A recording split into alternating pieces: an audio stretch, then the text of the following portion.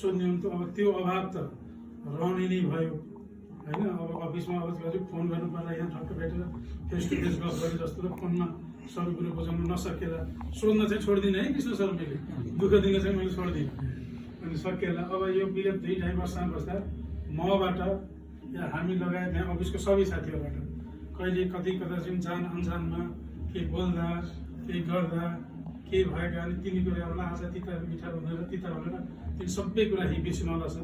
हामी सबै यहाँ कोही पनि तपाईँभन्दा सिनियर कोही पनि थिएन, तपाईँको भाइ भतिज जे भनेर भन्दैथ्यौँ, जाने अनजानमा बोलियो होला र नमिठा कुराहरूलाई बिर्सिनु होला छ र हामीसँग सँगै बिताएका मिठा सम्झनाहरूलाई सम्झिनु होला।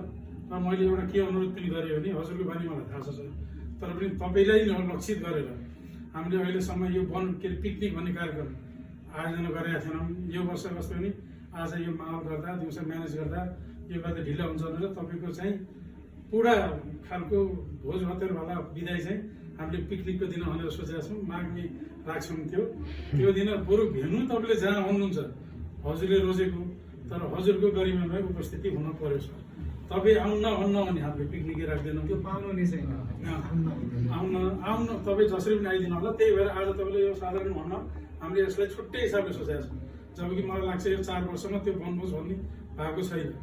त्यसमा चाहिँ सरलाई चाहिँ आउनु सरै आउनुहुन्छ भनेर हामीले गरेका छौँ। त्यसको जिम्मा चाहिँ मैले कमल सरलाई लगाएको छु र नीति सरले तय गर्नुहुन्छ, भेन्यु तपाईँले तय गरेर ड्युटीको टाइम चाहिन्छ होइन।